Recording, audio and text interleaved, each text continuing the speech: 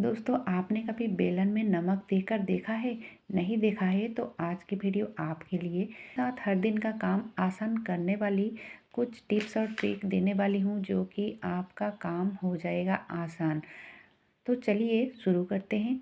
सबसे पहले ये जो झाड़ू है ना, जब बाज़ार से झाड़ू लाते हो तो कुछ झाड़ू इस तरह से होती है, यानी कि जहाँ पे हम पकड़ते हैं तो वहाँ पे पाइप होता है, और कुछ झाड़ू ऐसा होता है कि उसमें कुछ नहीं रहता है और ये जल्दी ख़राब हो जाती है, यानी कि जहाँ पे पाइप नहीं रहता है वो झाड़ू जल्दी से ख़राब हो जाती है, टूट जाती है, कभी कभी तो हाथ में भी लग जाती है।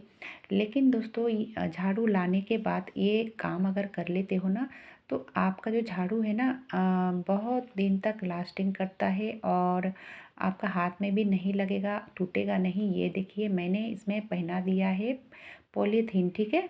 कोई भी प्लास्टिक आप इसमें लपेट दीजिए कुछ इस तरह से।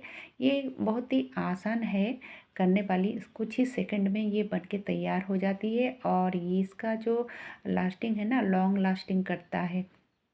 तो आपके घर में कोई भी टेप है, आप ले लीजिए और लेकर इस तरह से राउंड राउंड करके ना पूरा में आप लपेट दीजिए।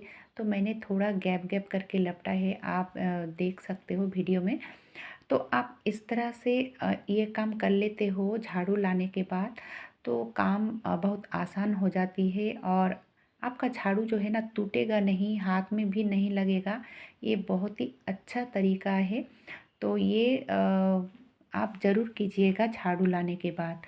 और दोस्तों, झाड़ू लाने के बाद और भी एक काम करना है, जैसे कि हम सब जानते हैं कि झाड़ू जब नए होते हैं तो घर क्लीन के बजाय और भी गंदा हो जाती है, क्योंकि झाड़ू से डस्ट निकलती है। ये देखिए कुछ इस तरह से, है ना।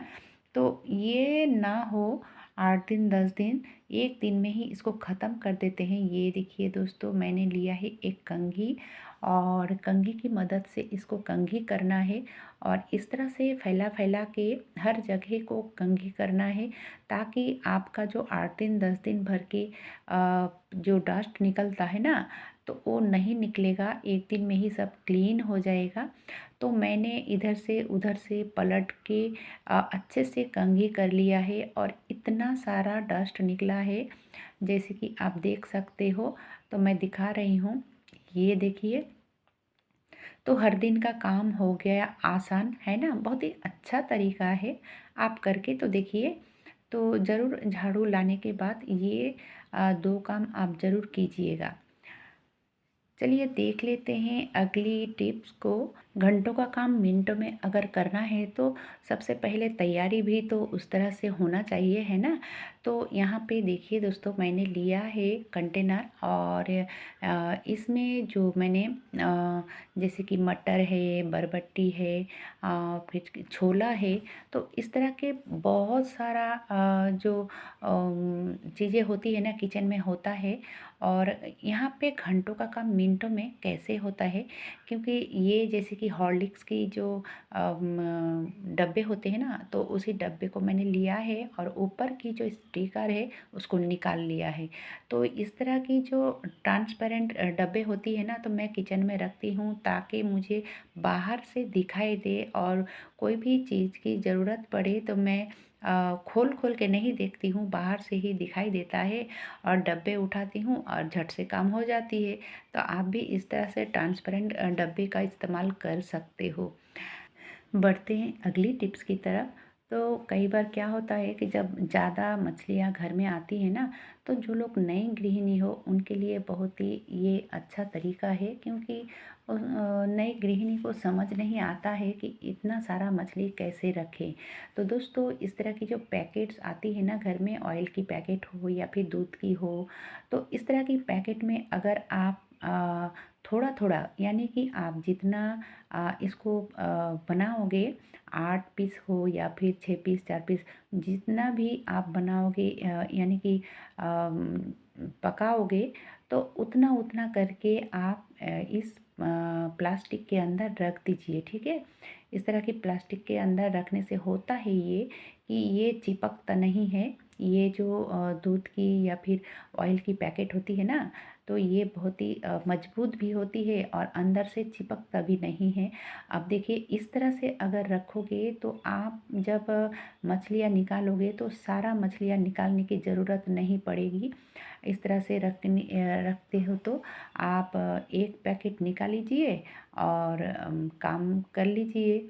जैसे कि मैंने यहाँ पे मटन रखा हुआ है, तो जितना मैं बनाती हूँ उतना उतना पैक करके रखा हुआ है, ताकि मुझे पूरा मटन हो या फिर मछली हो निकालना नहीं पड़े। जितना ज़रूरत पड़े उतना ही निकालती हूँ, यानी कि मिनटों का काम मिनटों में हो जाती है। अब यहाँ पे देखिए दोस्तों, बढ़ते हैं अगली टिप्स की तरफ। मैंने लिया है एक कटोरी और 1 चम्मच भर के मैंने यहाँ पे नमक लिया है और थोड़ा सा आधा कप से भी कम होगी उसमें पानी डाला है और अच्छे से मिक्स कर लिया, ठीक है। अब देखिए ये जो बेलन होती है ना, इसको भी महीने में हो या फिर 15 दिन में हो, इस तरह से क्लीन करना बहुत ही ज़रूरी है, क्योंकि जब हम रोटी बेलते हैं ना तो हर रोज़ इसको नहीं धोते हैं और धीरे धीरे इसके अंदर जो बैक्टीरिया जमा होती है वो तो हम खाली आँखों से देख नहीं पाते हैं, लेकिन हमारी जो हेल्थ है ना वो ख़राब हो सकती है। इसलिए हमारी हेल्थ की तरफ भी ध्यान देना पड़ता है। तो मैंने नमक और पानी से अच्छे से रगड़ लिया है। रगड़ने से होता ही ये तो एक तो ये क्लीन होता है, दूसरा जो बैक्टीरिया होती है वो भी नष्ट हो जाती है। उसके बाद आप नॉर्मल वाटर से धो लीजिए। अब देखिए यहाँ पे धो लेने से भी काम नहीं बनता है, इसको तो पोंछ लेना बहुत ही ज़रूरी है। फिर भी इसमें और भी एक काम करना बहुत ही ज़रूरी है। तो दोस्तों यहाँ पे मैंने जला दिया है गैस और इस तरह से इसको गरम कर लूँगी, ठीक है। तो यहाँ पे 2 इन 1 होने वाली है, जैसे कि ये सूख जाती है और दूसरा क्या है कि नमक पानी से धोने के बाद भी यहाँ पे बैक्टीरिया रहती है। अगर इस तरह से आप आग में गरम कर लेते हो ना तो ये एकदम से क्लीन हो जाती है, यानी कि आपके हेल्थ के साथ कोई खिलवाड़ नहीं होगी। अब देखिए ये बेलन को लॉन्ग लास्टिंग करने के लिए ये काम करना बहुत ही ज़रूरी है। थोड़ा सा आप ऑयल लीजिए, सरसों का तेल लीजिए और इस तरह से आप इसमें लगा लीजिए। तो यहाँ पे 2 काम होगी, एक तो इसकी लास्टिंग बढ़ेगी और दूसरा जो है जब हम रोटी बेलते हैं ना तब रोटी इसमें चिपकेगा नहीं। बहुत ही बढ़िया ये ट्रिक है, ज़रूर कीजिएगा। तो कैसा लगा दोस्तों आज का ये वीडियो? अगर ज़रा सा भी अच्छा लगा है, कहीं पे भी थोड़ा सा भी अच्छा लगा है तो एक लाइक ज़रूर दीजिएगा और ज़्यादा से ज़्यादा तक शेयर भी कीजिएगा। आज के लिए बस इतना ही, धन्यवाद।